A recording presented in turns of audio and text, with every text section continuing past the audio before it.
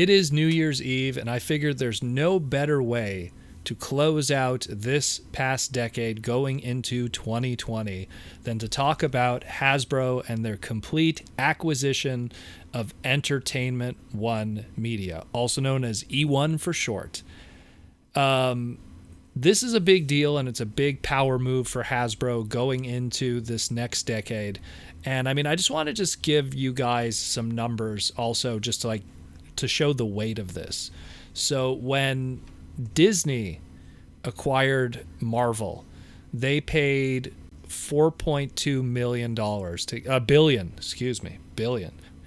Disney paid $4.2 billion to get Marvel. Disney paid $4.1 billion to get Lucasfilm, which is all the Star Wars stuff. These guys got bought by Hasbro for $3.8 billion. Everything's really close to that $4 billion number, interestingly enough. It seems to be the golden number. And Hasbro, in my opinion, pretty much did this move, for lack of better words, in order to survive. I think that the current, ecosystem that we live in today, toys are they're just not the thing. They're just not the thing that's going to keep you afloat. And I mean, think about it. We just had a Star Wars movie that just passed, and there was little to no peep about Rise of Skywalker merchandise or toys from Hasbro. It kind of just came and went during a holiday season. So it really shows the future of toys for Hasbro and how they're taking it, even though there's these big movies and brands and stuff like that they're related to. Entertainment One themselves, I mean, if you look at their library, they're a Canadian company based in Toronto. And I mean, the stuff that they have, it's nothing like too crazy, but there is little pockets of here and there, like, the Snoop Dogg, Wu-Tang Clan, the game, a lot of rapper stuff in there. And, Brandy's in there too. And then a lot of it is like, hey, The Walking Dead comes from there, Trailer Park Boys, and then a lot of Canadian exclusive content, such as This Hour Has 22 Minutes, and nothing really from a worldwide standpoint would be too important. But I mean, the rest of it is more distribution of anime and stuff like that. But I mean, they did Peppa Pig and PJ Masks, but those are flash in the pan kids properties and stuff like that until the next popular thing with kids. The big thing about this that I take away from all of this more than anything, like I said, is Hasbro is going to be doing this in order to survive. I think one of two things are going to probably be happening. A couple of years ago, Hasbro did their Hasbro Pulse, not Hasbro Pulse, Hasbro Hub channel. And I felt it was something that they released way too late to the world. I think that if the Hub was a thing 10 years ago, 10 years before they did it, when did they do the Hub? The Hub was what? I think it was around like 2011. If they would have done this in early 2000, it could have been something that could have competed with the likes of Cartoon Network and Nickelodeon with their content that they have against theirs. But Hub came out way too late, and right on the border of us going into the Netflix era, and it just died on impact practically, and it didn't work out. And I really believe that now they're probably looking at this acquisition and all the stuff that they got mixed with all the stuff that they have internally with them. And they could probably do a streaming service now with all this content. I mean, think about it. Here's what Hasbro has right now.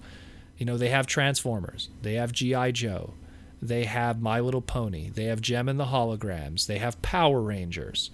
And now with Peppa Pig, PJ Masks, and I know I'm forgetting other, on top of all the other smaller cartoons that they've had a hand in, they could literally just do a channel with all of that content, old and new. And of course, they'll make new content.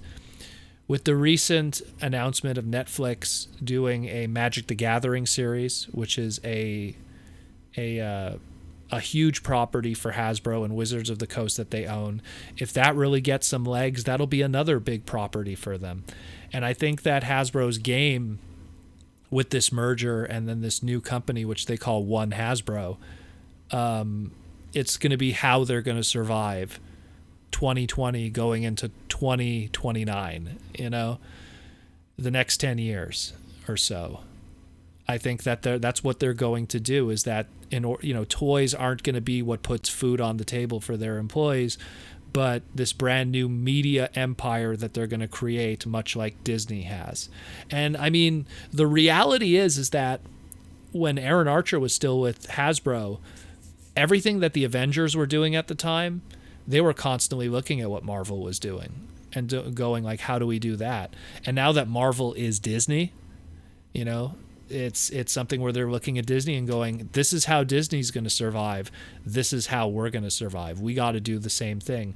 We got to create our own empire, we have all these hard-hitting properties that make money, that have toys, that have pillowcases and bed sheets and comic books and everything, and animation. And we could really build an empire here to keep us alive, because toys aren't just going to cut it. Because for Hasbro, that's it. Like when you look at Disney, Disney is an animation studio, but it's a theme park, but it's a stores, it's everything. It's a monolith on its own, ignoring the acquisitions of Marvel and Lucasfilm with Star Wars. But Hasbro's a toy company. They really weren't, for the longest time, had anything really to do with animation or movies or anything like that. That's all stuff that just came from other people doing stuff on their properties, getting Marvel back in the day with Sunbow Entertainment, and later on Mainframe Entertainment for Beast Wars, and it just goes on and on with the Japanese when they got Gonzo for Entertainment for the Japanese stuff like Superlink. It just so the way that I see it is this is going to be a very interesting power move in order to survive. And I'm really curious what they're going to do with it, because in the end, the best thing about this is it creates competition. It takes away the monopoly that Disney is creating, and it gives us an alternative for entertainment. And the fact that Hasbro is doing this, and that, I mean, it's good, because it'll mean maybe these Transformer movies are going to have to be better movies. They're going to have to be better movies in the face of now what Disney's doing. We're going to have to probably have better, Power Ranger content, better My Little Pony content. We're going to have to build up that Magic the Gathering brand and build that as a strong thing that could be TV series, Netflix series as movies. Who knows? Hasbro might make their own streaming service to go up against Netflix and Disney Plus. I firmly believe that's going to happen. I mark my words on that one. So this is a very interesting move that they've done.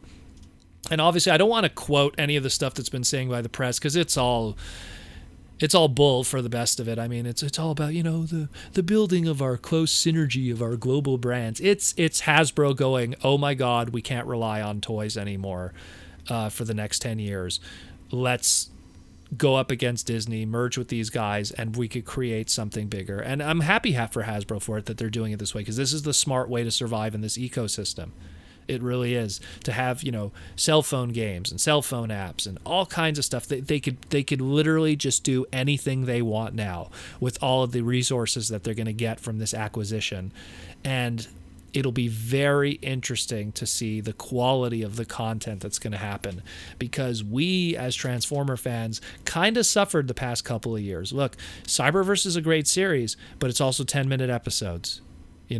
Cyberverse has terrible toys in general. You know what I mean? Because of just how things have had to change and how costs have had to be cut in a lot of different areas from an entertainment and fictional standpoint. The comic books are kind of just getting by right now with IDW. Who knows what IDW is going to want to do in the future?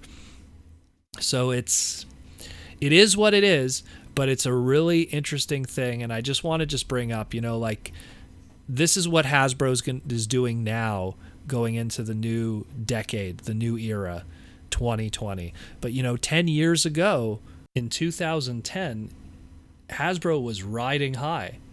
We were coming off of Revenge of the Fallen that broke domestic sales. It was still, to this day, it is the highest grossing Transformer movie domestically. Obviously, Age of Extinction has the highest grossing ever of all time worldwide, mostly because of China for multiple reasons.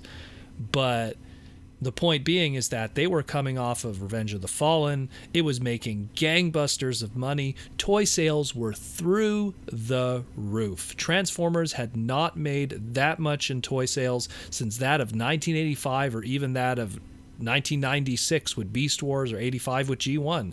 And even then, both of those paled in comparison to the amount of toy sales that were going on with that of Revenge of the Fallen. And Hasbro was just like, they thought it was, it was only going to be up for them from that point. And then as time passed, everything started to slip, started to stumble and go downward. Before you knew it, the iPhone generation started. Kids started looking at cell phones and iPhones and apps. Before you knew it, the Toys to Life thing became huge with that of Skylanders and Amiibo.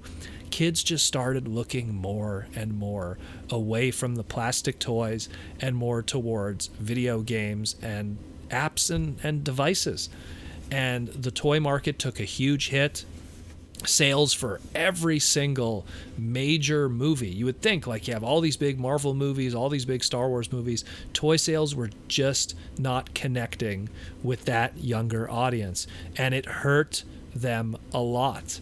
When you make, a big Avengers movie and tons of people go to see it, but no one buys the toys except the adults who are buying the Marvel Legends or the Hot Toys, you have to self-reflect and go, you know what, there's something changing in the air for the future. And it's just Hasbro going, we have to prepare for the future. And it's a smart move for them, and I understand what they're doing, and I wish them all the best. And I also want to wish all of you the best. Thanks again to everyone, all the fans, all the listeners that have tuned in, day out. We try to do this podcast daily. We miss a few days here and there, mostly because of conventions or something, holidays and stuff like that. I know that after this recording is done, I'm going to be spending the rest of my New Year's with friends and family and just going to be chilling. So thanks again for everyone from the bottom of my heart, me and Jaws D. We're so grateful for all you guys, and I hope you have an amazing 2020 going into the next decade, and I hope Transformers, same thing, has a beautiful next 10 years to come for them.